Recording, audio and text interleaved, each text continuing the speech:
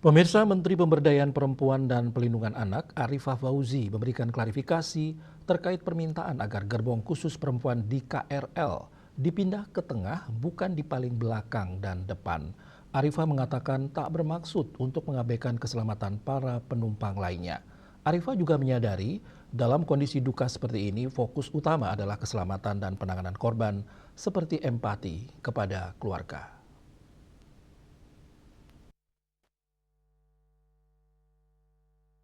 Pernyataan tersebut sebelumnya memicu kontroversi di media sosial. Sejumlah warganet mempertanyakan relevansi isu gender dalam konteks keselamatan transportasi, terutama setelah insiden kecelakaan kereta api di Bekasi Timur. Menteri Pemberdayaan Perempuan dan Perlindungan Anak Arifah Fauzi memberikan klarifikasi terkait permintaan agar gerbong khusus perempuan di KRL dipindah ke tengah, bukan di paling belakang dan depan. Arifah mengatakan tak bermaksud untuk mengabaikan keselamatan para penumpang lainnya. Kemen PPA juga berkomitmen untuk memberikan pendampingan psikologis dan dukungan yang diperlukan bagi anak dan keluarga korban yang mengalami trauma atas kejadian ini.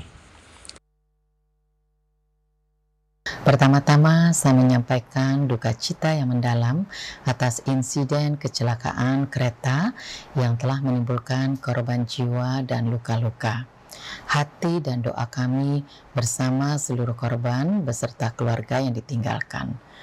Terkait pernyataan saya pasca insiden kecelakaan kereta di Bekasi Timur, saya menyadari bahwa pernyataan tersebut kurang tepat. Untuk itu, saya memohon maaf sebesar-besarnya kepada seluruh masyarakat, khususnya kepada para korban dan keluarga korban yang merasa tersakiti atau tidak nyaman atas pernyataan tersebut. Tidak ada maksud dari saya untuk mengabaikan keselamatan penumpang lainnya. Saya memahami bahwa dalam situasi duka seperti ini, yang menjadi fokus utama adalah keselamatan, penanganan korban, serta empati kepada seluruh keluarga yang terdampak.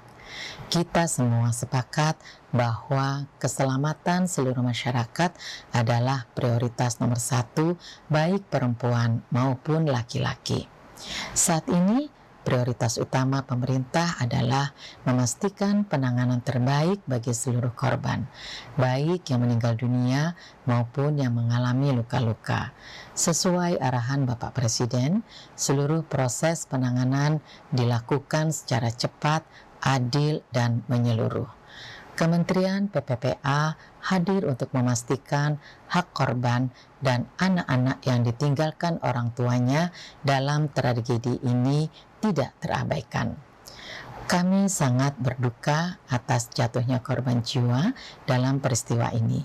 Kementerian PPPA berkomitmen memberikan pendampingan psikologis, perlindungan, serta dukungan yang diperlukan, khususnya bagi anak-anak dan keluarga korban yang mengalami trauma akibat peristiwa ini.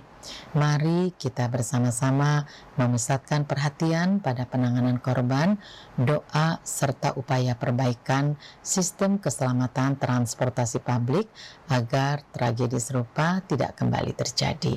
Keselamatan seluruh penumpang harus menjadi prioritas tertinggi dalam setiap kebijakan transportasi ke depan.